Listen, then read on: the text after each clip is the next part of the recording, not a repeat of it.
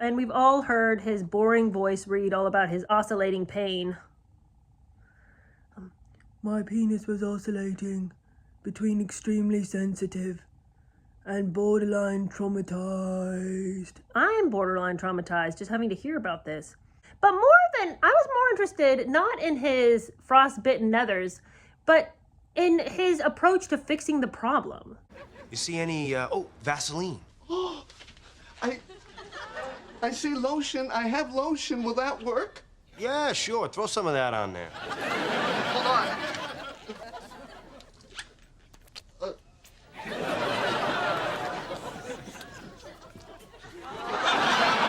He's telling his lady friends about his problems, and they're suggesting that he put the Elizabeth Arden cream on it. Well, I mean, much has been made about this, but you guys, it really is twisted that he is over here using the same cream that he has such a strong attachment. The smell reminds him so much of his mother, and then he's just like lathering himself on, thinking about Mummy. I mean, you guys, I don't want to.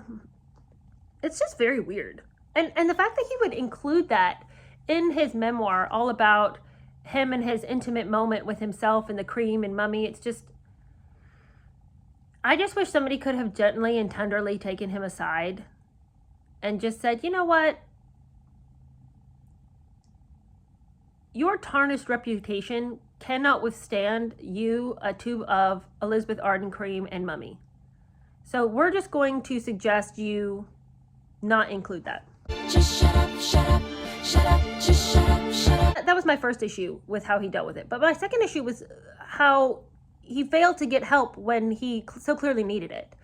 And he is over there like he is so much like an 18-year-old who has moved out of the house and doesn't know how to do their taxes, doesn't know how to get the oil changed, and, doesn't know how to go to the butcher shop and order meat from the counter. It's just like, he doesn't know how to do anything that he should know how to do. Help. What happened? I fell off the toilet. I'm caught between the toilet and the wall. Get Ryan. Oh, he needs to lift me. And he needs to clean me up a little bit. Bring a wet towel. And pick up the phone and call a doctor. He's like, I couldn't have called a doctor. It was just an impossibility for me. And I couldn't ask anybody in the palace to help me. I'm like, oh my gosh, this sad, sorry line again, the same one you try to use when Meghan needed a counselor or a psychiatrist or some mental help. Well, you can't ask any of them for any medical help.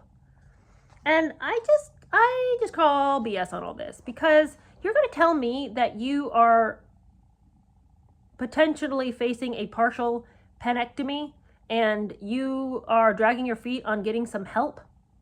Okay, that's one way to look at life, but I don't think that that's really what happened here. So anyway, that's what he claims. Now, finally, he says that he asks a friend to go and get him some help. And the friend says that he's like, I need help with this, and I need you to go and ask some kind of, like, I need to find a doctor who will not only help me in this situation, but who won't tell anybody that it was me who asked for help. So he is promised some help. He goes to see the doctor. He kind of makes a big deal about the doctor isn't really focused on him when he walks into the room, which I thought he didn't want that. But anyway, he makes a big deal about it. Then he says that when the doctor finally deigns to see him, he's shocked that it's Harry. And Harry's like, but I thought you were told that it was going to be me. So what's the problem? Excuse me, do you know who I am? I have absolutely no idea. The doctor gives him the news he does not want to hear. Not that anything's going to get cut off, but the doctor says, I just don't think you need to be too worried. With time, everything will be fine with time. And Harry's like, I don't want time. Time has never been my friend before. Do something. Give me something. I need help here. I'm oscillating. And the doctor's like, well, it's time. It's time you need. So that's the end of the story. That's the end of the Tadra story. Time will fix it.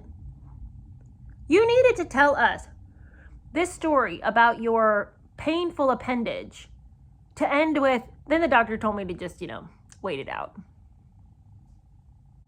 Really?